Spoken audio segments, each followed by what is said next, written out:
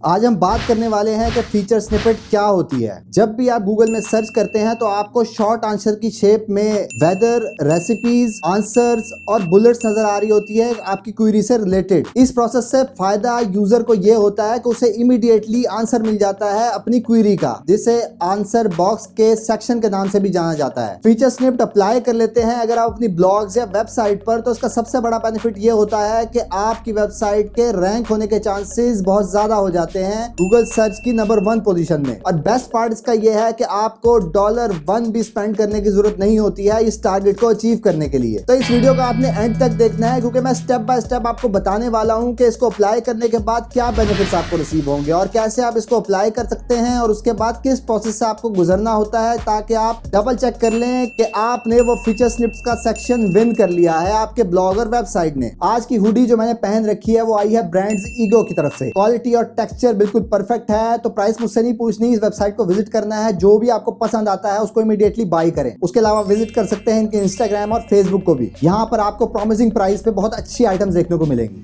तो अगर आप एक्साइटेड हैं इसी वीडियो के लिए और मुझे पहली दफा देख रहे हैं तो चेक कर लें कि आपने यूट्यूब चैनल सब्सक्राइब कर रखा है, फेसबुक पे पेज फॉलो किया हुआ है और उसके अलावा इंस्टाग्राम पे ही फॉलो कर सकते हैं।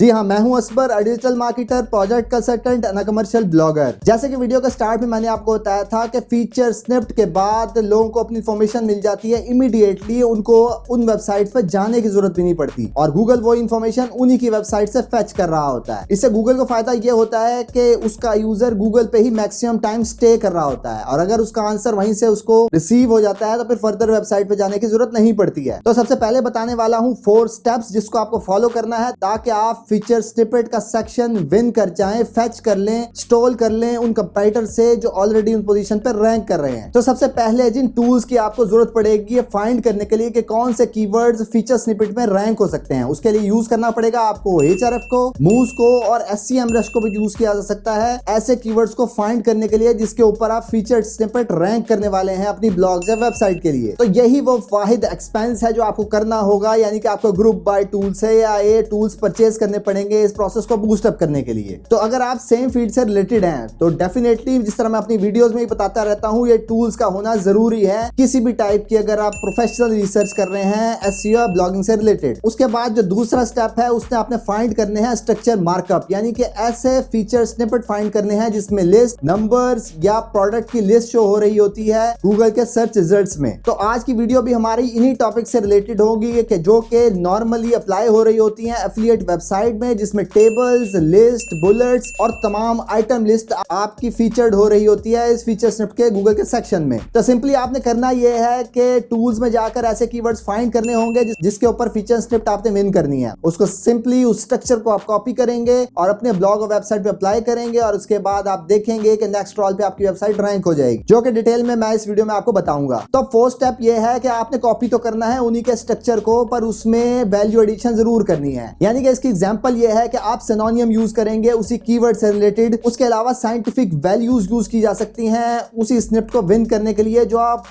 एक्स्ट्रा वैल्यू एडिशन देंगे अपने कंपैरेटर से। उसके अलावा H2 हेडिंग्स हो सकती है, इमेज इंसर्शन हो सकती है, यानी कि आप किस तरह से अपने लेआउट को मैनेज कर रहे हैं उसको वैल्यू एडिशन के साथ अपडेट करना है। उसके बाद आपको डेमो करके बताता हूं कि Ahref को यूज करते हुए आप कैसे फाइंड कर सकते हैं ऐसे कीवर्ड जिसके ऊपर आप फीचर्ड करवा सकते हैं अपने उसी आर्टिकल को। बेस्ट फुटबॉल क्लीट से कीवर्ड है जिसको मैंने सर्च किया गूगल में और यहां से मुझे एक वेबसाइट मिली जिसका नाम है verywelllift.com। इस वेबसाइट को आप साइट एक्सप्लोरर के इस सेक्शन के Ahref में एंटर करेंगे और उसके बाद ऑर्गेनिक कीवर्ड्स में जाएंगे। वॉल्यूम में आप एंटर करेंगे 1700 का वॉल्यूम, KD में आप 4 मेंशन करेंगे, SERP में जाएंगे और यहां से आपने फीचर स्निपेट के इस सेक्शन के ऊपर चेक मार्क लगाना है और उसके बाद आप इंक्लूड कराएंगे कीवर्ड बेस्ट का। तो यहां से हमें पता लगा कि बेस्ट सॉकर क्लीट्स एक कीवर्ड है जो कि बहुत ही लो डिफिकल्टी में आता है और इसके ऊपर जब हमने गूगल में सर्च सर्च किया तो हमें नजर आ रही है कि यहाँ पर स्निप शो हो रहा है वेबसाइट्स का। तो इसी प्रोसेस को आप फॉलो करेंगे और उन कीवर्ड्स पे जिनके ऊपर आप रैंक करना चाहते हैं, इसी प्रोसेस के थ्रू वो कीवर्ड्स फाइंड करेंगे। तो अब चलते हैं इसके प्रोसेस की तरफ और उस प्रोसेस के थ्रू आप क्या बेनिफिट्स हासिल करेंगे वो भी साथ साथ डिस्कस करते जाएंगे। सबसे पहले ये है कि आपका इस मेथड को यूज करते हुए एसईओ प्रोसेस बहुत ज्यादा बूस्ट हो जाता है। आप जब भी चेंजेस अप्लाई करते हैं अपने ब्लॉग पर, उसको क्रॉल कराते हैं गूगल से और आप देखते हैं कि अगर ऑलरेडी कोई आप जैसा स्ट्रक्चर नहीं यूज कर रहा तो आप रिप्लेस कर जाते हैं उस सेक्शन को जिसके ऊपर ऑलरेडी कोई और रैंक हो रहा था। Let's suppose best football cleats पे आप 3rd नंबर पे रैंक हो रहे थे और 1st नंबर का स्निपेट शो हो रहा था। तो जब आपने अपनी ऑप्टिमाइजेशन कर ली तो फिर अपने कीवर्ड के साथ माइनस के बाद अपने दूसरे कंपैरेटर का यूआरएल इसके साथ ऐड करेंगे और फिर एंटर करेंगे। अगर वो क्वालिफाई हो रहा है आपसे ऊपर वाला तो उसका स्निपेट शो हो जाएगा, अगर वो क्वालिफाई नहीं हो रहा होगा तो फिर आपका स्निपेट यहाँ शो हो जाएगा। तो इसी को फॉलो करना है आपने। इसके साथ आप माइनस लगाकर इसी क्वेरी को एक्सटेंड करते जाएंगे तब तक जब तक कोई सेकंड ऑप्शन गूगल का खत्म नहीं हो जाता। तो फार्मूला ये है कि सिंपली आपने तब तक चेंजेस करती रहनी है जब तक आप फीचर्ड में ना आ जाए। आप इंस्पेक्ट एलिमेंट को यूज करते रहें, रिक्रॉल करते रहें तब तक जब तक आप बेस्ट कॉम्बिनेशन रिसीव नहीं कर जाते कि जिससे आपका आर्टिकल रैंक हो जाए स्निपेट में। अब कौन से ऐसे कीवर्ड्स होंगे, कौन सी ऐसी वेबसाइट्स होंगी जो यहाँ रैंक कर सकती हैं? उसके लिए सिंपली 2 रिक्वायरमेंट है कि आपका वो कीवर्ड अंडर 20 पोजीशन के आ रहा हो, यानी कि गूगल के दूसरे पेज के अंडर आना चाहिए, रैंक होना चाहिए आपकी उस वेबसाइट को। और इसके लिए अथॉरिटी बिल्कुल मैटर नहीं करती, यानी कि अगर आपकी नई वेबसाइट है या अथॉरिटी बिल्ड नहीं हुई हुई है, उन वेबसाइट पे अगर मेथड अप्लाई करें तो इमीडिएटली आपको रिजल्ट्स मिलेंगे। और अगर आपका कीवर्ड रैंक नहीं हो रहा है इस प्रैक्टिस के बाद भी, तो उसके साथ आप वैल्यू एडिशन ये करेंगे कि आपने कीवर्ड के साथ ईयर ऐड कर देंगे, तो उससे बहुत ज्यादा चांसेस बढ़ जाते हैं। और मैंने अपने एक्सपीरियंसेस में भी देखा है, जब इसी प्रैक्टिस को फॉलो करते हुए अपने टारगेटेड कीवर्ड में आप ईयर ऐड कर देते हैं तो इमीडिएटली आपको रिजल्ट मिल जाता है। और जिस तरह आप देखते हैं हाई अथॉरिटी वेबसाइट्स होती हैं और सिर्फ 100 वर्ड्स उन्होंने अपने आर्टिकल में लिख रखे होते हैं और वो फीचर्ड हो रहे होते हैं इसी सेक्शन में, उसका ताल्लुक अथॉरिटी के साथ हो सकता है, पर हम टारगेट करेंगे लॉन्ग टेल कीवर्ड या लो कंपटीशन कीवर्ड, उसके ऊपर रिजल्ट जल्दी रिसीव हो जाते हैं। और ये भी मैंने टेस्ट किया है कि बायर गाइड जैसे टॉपिक पे जब आप काम कर रहे होते हैं उनके रिजल्ट में आने के चांसेस बहुत ज्यादा बढ़ जाते हैं। तो आज का जो मेथड है वो आपने अप्लाई करना है ऐसे कीवर्ड में जिसके साथ बेस्ट आ रहा होता है, कंपैरिजन रिलेटेड लिस्ट होती है। और ये मेथड उन पे काम नहीं करेगा जो कि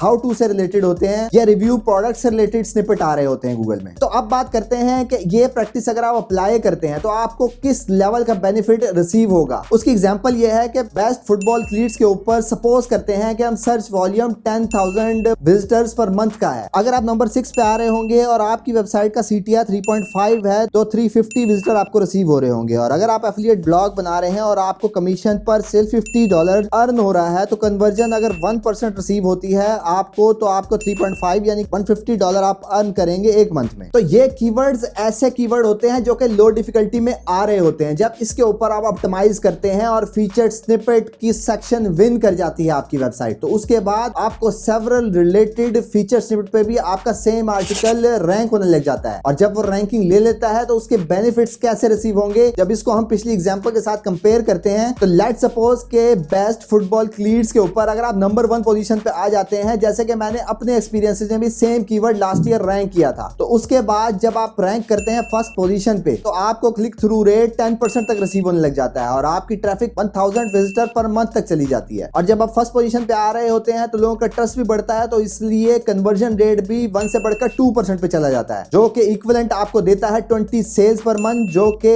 तकरीबन $1000 तक आप अर्न कर सकेंगे इसी मेथड को फॉलो करते हुए। आप देख सकते हैं कि इसमें 6 टाइम्स ज्यादा आपको रिजल्ट मिल रहा है, इनकम हो रही है अगर आप फीचर स्क्रिप्ट किसी कीवर्ड पे विन कर जाते हैं। और इस सारे प्रोसेस पे हमने कोई पैसा खर्च नहीं किया और ऐसी पोजीशन पे पहुंच गए जहां से आपको मैक्सिमम बेनिफिट्स मिलना स्टार्ट हो गए। तो सिंपली आप इसी HRF के मेथड को फॉलो करेंगे और यहां से ऐसे कीवर्ड्स फाइंड कर लेंगे और उसके ऊपर अपनी ऑप्टिमाइजेशन स्टार्ट कर देंगे। और किसी भी टूल के ट्रैकर को आप यूज कर सकते हैं जिसमें आपको कीवर्ड्स की पोजीशन दिखा रहा होगा और वहां से आप चेक कर सकते हैं कि कौन से कीवर्ड पे काम किया जा सकता है और वो कीवर्ड्स रैंकेबल हैं। तो इसी तरह जब आपने टारगेटेड कीवर्ड्स की लिस्ट क्रिएट कर लिया तो HRF मूव्स ये फीचर देते हैं कि आप उसमें वो कीवर्ड एंटर कर देते हैं और वो आपको नोटिफाई करता रहता है जब भी उन कीवर्ड्स की पोजीशन चेंज होती है। तो इससे आपको नोटिफिकेशन मिलती रहती है जो लास्ट टाइम आपने चेंज की थी वो कितना बेनिफिट रख रही है और कहां तक आपने वो टारगेट अचीव कर लिया है। तो इस सारे प्रोसेस को अप्लाई करने से पहले आपकी ऑन पेज एसईओ परफेक्ट होनी चाहिए। इससे रिलेटेड मैंने 2 वीडियोस ऑलरेडी पब्लिश कर रखी हैं, जिसमें से एक वीडियो में मैंने आपको सर्फर एसईओ का आइडिया दिया था, उसको आप यूज कर सकते हैं ताकि आइडियली ऑन पेज एसईओ कर सकते हैं आप अपने आर्टिकल्स या ब्लॉग की। उसके उसके बाद ही आपका ये मेथड एप्लीकेबल होगा। अब इस प्रोसेस को जब आप कर रहे होंगे तो नॉर्मली लोग क्या मिस्टेक्स करते हैं, जो कि मैंने देखा है कि जब वो स्निपेट लोगों का विन नहीं होता है और फिर वो ऑडिट के लिए आ जाते हैं कि अभी तक अपना फीचर्ड में ब्लॉग नहीं ला सके हैं। उसकी मिस्टेक्स क्या हो सकती हैं? सबसे पहले चीज जो आपने चेक करनी है वो ये देखना है कि आपने तमाम इमेजेस के ऑल टैग्स दिए हुए हैं। और ये भी देखा गया है अपने हेडिंग स्ट्रक्चर में कि बहुत सारे लोग जब अपने ब्लॉग को कन्वर्ट कर रहे होते हैं क्लासिक एडिटर से गुटेनबर्ग के ऊपर, तो वहां पर एम्प्टी हेडिंग्स बन जाती हैं। ऑन पेज एसईओ को चेक करने के लिए आप दो टूल यूज कर सकते हैं, एक है browse-seo.net और दूसरा है SEO Minion की एक्सटेंशन। ये एक्सटेंशन आप डाउनलोड कर लेते हैं, सिंपली यहाँ पे क्लिक करते हैं तो ये आपको पूरा स्ट्रक्चर दिखा देता है H2 और H3 वाइज के कैसे अरेंजमेंट हुई हुई है आपके कंप्यूटर या आपके अपने ब्लॉग की, जिसको आपने फॉलो करना है। अब चलते हैं कि क्या मेथड होगा कॉपी करने का, जिसको आप कॉपी करके अपनी वेबसाइट को रिप्लेस करना चाहते हैं स्निपेट अपनी वेबसाइट के साथ। तो अब सबसे पहले जब आपने कीवर्ड फाइनलाइज कर लिया है तो उसको गूगल में सर्च करना है। जिस तरह हमारा कीवर्ड है बेस्ट फुटबॉल क्लीट्स, जब इसको आप गूगल में सर्च करेंगे तो यहाँ आपको स्निपेट शो हो जाएगा। सिंपली आपने करना यह है कि इसका यूआरएल आप कॉपी करेंगे, इस यूआरएल को आप ओपन करेंगे SEO Minion या ब्राउज SEO पे जाकर इसको जब एंटर करेंगे आप, तो यहाँ पर आपको दिखा रहा होगा उसी आर्टिकल का स्ट्रक्चर, यानी कि कितनी H2 इस्तेमाल कर रखी है, कितनी H3 इस्तेमाल कर रखी है, जिसको आप मैनुअल भी चेक कर सकते हैं और इस टूल के थ्रू भी आपको स्ट्रक्चर डिटेल में शो करा रहा होता है। तो आपने भी अपना स्ट्रक्चर इसी के थ्रू रेप्लिकेट करना है अपनी वेबसाइट्स पर, जिसमें आप चेक करते हुए उनका रफ वर्ड काउंट देखेंगे कि हर आइटम को जब वो रिव्यू कर रहे हैं तो उसमें अगर 100 वर्ड्स लिख रखे हैं, 200 वर्ड्स लिख रखे हैं, तो उसको 200 को आप 300 कर देंगे। सेम इसी तरह हेडिंग को और अच्छे तरीके से मैक्सिमम सिनोनियम, जो आपका प्राइमरी कीवर्ड है उसके इतने सिनोनियम है, उसको भी आप हेडिंग में यूज कर सकते हैं। उसके अलावा आप देख सकते हैं कि H4 में अगर वो प्रॉज और कॉन्स जैसी हेडिंग यूज कर रहा था तो फिर आप भी अपने प्रॉज एंड कॉन्स को H4 की हेडिंग्स में ही कन्वर्ट कर देंगे। जो टेक्स्ट बोल्ड हो रहा है उसको भी कोशिश करेंगे सेम स्ट्रक्चर को फॉलो करते हुए अपनी वेबसाइट के अंदर भी वही चेंजेस करेंगे। और मेन पॉइंट इसमें यह है कि जब आप स्पेसिफिकेशन दे रहे होंगे, फीचर्स दे रहे होंगे अपनी स्पेसिफिक प्रोडक्ट से रिलेटेड, तो उसमें स्पेसिफिकेशन इंक्रीज करनी है। लेट सपोज कि अगर आप लैपटॉप से रिलेटेड रिव्यू दे रहे हैं तो आप उसमें एक्स्ट्रा स्पेसिफिकेशन दें कि अगर हार्ड डिस्क 500 GB है तो वो किस कंपनी की है, क्योंकि गूगल बहुत ज्यादा पसंद करता है जब आप साइंटिफिक वैल्यू यूज करते हैं अपने ही आर्टिकल या अपने फीचर्स या स्पेसिफिकेशन की लिस्ट में। उससे चांसेस बढ़ जाते हैं आपकी वेबसाइट के रैंक करने के लिए और फीचर स्निपेट विन करने के लिए। और एक और मिस्टेक ये होती है कि जब आप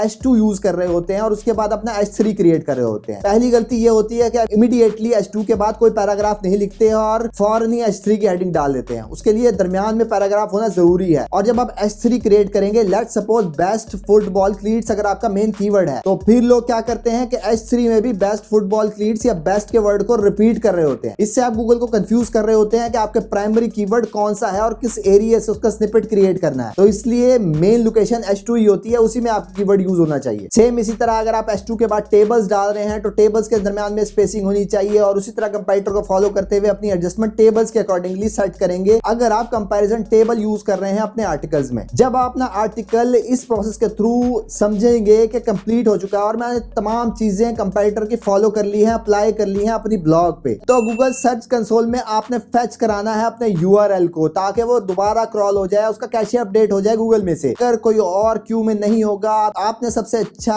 ऑप्टिमाइजेशन कर रखी होगी, तो इमीडिएटली वो रिप्लेस कर देगा विद इन फ्यू आवर्स आपके कंपैरेटर की पोजीशन आपके आर्टिकल से। जिस तरह टेबल्स यूज करने के बारे में मेरे पास क्वेश्चंस आते रहते थे कि रिस्पॉन्सिव टेबल कैसे बनाया जाए जो कि मोबाइल पे भी आइडियली बिहेव करे। उसके लिए आप यूज करेंगे टेबल प्रेस या निंजा टेबल्स को भी, जो कि रिस्पॉन्सिव बहुत अच्छा परफॉर्म करते हैं मोबाइल स्क्रीन और टैबलेट्स पे। अब बात करते हैं वो क्या चेंजेस हो सकती हैं जो कि आपको करनी चाहिए जिससे आपका प्रोसेस बूस्ट हो जाएगा। जिस तरह मैंने ऑलरेडी आपको बताया कि हेडिंग्स आपने रेप्लिकेट करनी है, वर्ड काउंट इंक्रीज करना है। सेम इसी तरह जब ऑलरेडी कोई कंपैरेटर टॉप 5 प्रोडक्ट्स को एक्सप्लेन कर रहा होगा और अगर आप उसको आउट रैंक करना चाहते हैं, फिर आप टॉप 10 प्रोडक्ट्स मेंशन करेंगे, तो फिर आपके चांसेस बढ़ जाएंगे क्योंकि आप ज्यादा इंफॉर्मेशन दे रहे हैं अपने कंपैरेटर से। और अगर आपका कंपैरेटर स्पेसिफिकेशन दे रहा है अपनी प्रोडक्ट की और 2 स्पेसिफिकेशन मेंशन कर रहा है, तो आप 5 स्पेसिफिकेशन मेंशन करेंगे उसके अंदर। इसी तरह अगर वो प्रॉज एंड कॉन्स यूज कर रहा है और 2 to 3 pros and cons use कर रहा है, तो आप 5 प्रॉज एंड कॉन्स क्रिएट करेंगे उसके अंदर। और अगर आपका कंपैरेटर ईयर को यूज कर नहीं कर रहा था, यानी कि 2021 अपने टाइटल में या H2 में H3 में नहीं यूज कर रहा था, तो फिर आप ऐसी जगह पर यूज करें, उससे भी चांसेस बढ़ जाते हैं आपके रैंक करने के। और इसमें आप टेस्टिंग कर सकते हैं। सिर्फ यही फार्मूला नहीं है कि आपने कंपैरेटर को फॉलो करना है। अगर आपकी कोई हेडिंग लिख रखी है आपने किसी और पोजीशन पे जो कि आपके स्ट्रक्चर के बाद आती है, कोई एक्स्ट्रा इंफॉर्मेशन है, उसकी पोजीशन चेंज करें। अपनी आइटम लिस्ट की पोजीशन ऊपर ले जाएं, अगर ऊपर शो हो रही है तो उसको नीचे ले जाएं। इसी तरह जब प्रोडक्ट लिस्ट कर रहे होते होते हैं और सबसे पहले पिक्चर लगा रहे होते हैं प्रोडक्ट की, उसके बाद डिस्क्रिप्शन और फिर प्रॉज एंड कॉन्स लिख रहे होते हैं। तो आप अपना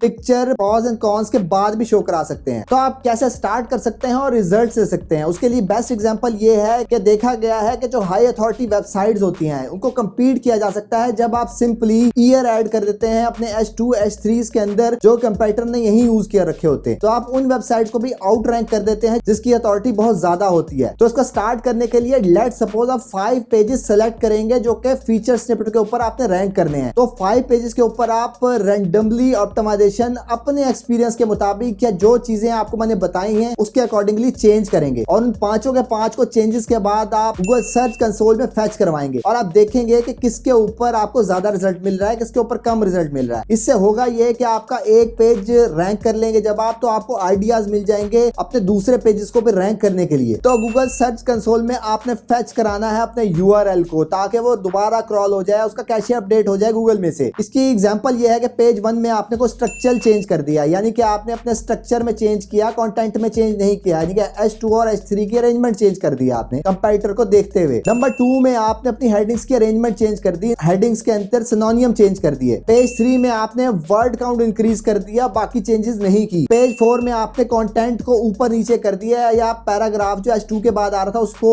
बढ़ा दिया या रिमूव कर दिया या बहुत कम कर दिया। पेज 5 में अगर आपने कंपैरिजन टेबल क्रिएट कर रखा था तो उसकी पोजीशन आपने नीचे ले गए या अगर नीचे थी तो उसको ऊपर ले गए। इसी 5 पेजेस को आपने मल्टीपल कॉम्बिनेशन के साथ टेस्ट करना है और उसको फैच करवाना है। तो जो आपको बेस्ट रिजल्ट देगा उसी के फार्मूले के ऊपर आपने अपनी पूरी वेबसाइट पे वो चीज अप्लाई कर देनी है। उससे होगा ये कि आप ऑप्टिमाइज एक पेज को करेंगे और वही स्ट्रक्चर के यूज करते हुए आपकी पूरी की पूरी वेबसाइट ही जब आप समझते हैं कि एक हफ्ते बाद या 10 दिन बाद जब उसमें अप्लाई करेंगे तो आपको विद इन 15 डेज तमाम पेजेस फीचर्ड हो जाएंगे। अब बात करते हैं फ्रीक्वेंटली आस्क्ड क्वेश्चन की जो मुझे इस वीडियो के बाद रिसीव होंगे, उसके मैं पॉसिबल आंसर देता चलता हूं। ये सारी टेक्निक्स जो इस वीडियो में मैंने आपको बताई हैं ये अप्लाई होती हैं मोस्ट प्रोबेबली एफिलिएट साइट पर और स्पेसिफिकली जो वेबसाइट्स Amazon एफिलिएट से रिलेटेड हैं उसी पर अप्लाई की जा सकती हैं। तो अगर आपका एग्जांपल है कि हम किसी क्वेश्चन और आंसर क्वेरी के ऊपर रैंक करना चाहते हैं तो फार्मूला तो यही रहेगा, पर जो स्ट्रक्चर जो मैंने चेंजेस आपको बताई है इसमें इसी प्रोसेस के थ्रू लिस्ट आइटम जो बुलेट्स आ रही होती हैं या आइटम नंबर्स आ रहे होते हैं उसमें बेस्ट परफॉर्म करेगा यही मेथड। ये फार्मूला दूसरी वेबसाइट पे भी काम कर सकता है, पर कुछ क्वेरीज ऐसी होती है जिसमें उनकी ऑथेंटिसिटी मैटर कर रही होती है इन्फॉर्मेशन देने के लिए, तो वहां आना मुश्किल हो सकता है। इसलिए एफिलिएट पर बहुत अच्छे से काम करेगा ये मेथड। और इंपॉर्टेंट और की पॉइंट ये है कि जितनी इन्फॉर्मेशन आपके पास है वो फर्स्ट डे फर्स्ट आर्टिकल का स्ट्रक्चर कॉपी करने में नहीं अप्लाई कर देनी है। आपने कुछ चेंजेस संभाल के रखनी है फ्यूचर के लिए ताकि अगर कोई आपको आउटरैंक करे तो आप उन्हीं टेक्निक्स को यूज करते हुए अपने आप को वापस रिप्लेस कर सके उसी पोजीशन से। अगर आपको इन्फॉर्मेशन इंटरेस्टिंग लगी है और आप अप्लाई करना चाहते हैं ये सारी टेक्निक्स तो आप कमेंट में आई विल ट्राई इट लिखना मत भूलिएगा। आज जिन्होंने अप्लाई किया और अच्छे रिजल्ट रिसीव किए हैं तो कमेंट में थैंक यू लिखना मत भूलिएगा। तो ये थी आज की इन्फॉर्मेशन वीडियो फीचर स्निपेट से रिलेटेड, कैसे अपने ब्लॉग्स और वेबसाइट को आप फीचर बना सकते हैं गूगल सर्च में। तो अगर इस वीडियो के बाद आपका कोई कंफ्यूजन है तो आप अपने कमेंट में डिटेल क्वेश्चन प्लेस करें ताकि मैं डिटेल आंसर देने की कोशिश करूं। उसके अलावा अपने दोस्तों को टैग जरूर करें जो ब्लॉगिंग से रिलेटेड हैं और न्यू चीजें ट्राई करना चाहते हैं और कम टाइम में ज्यादा रिजल्ट रिसीव करना चाहते हैं। जाने से पहले ये जरूर चेक कर ले कि आपने यूट्यूब चैनल सब्सक्राइब कर रखा है, फेसबुक पे पेज फॉलो किया हुआ है और उसके अलावा इंस्टाग्राम पे ही फॉलो कर सकते हैं। That's all for today. Thank you very much. Have a good and safe day.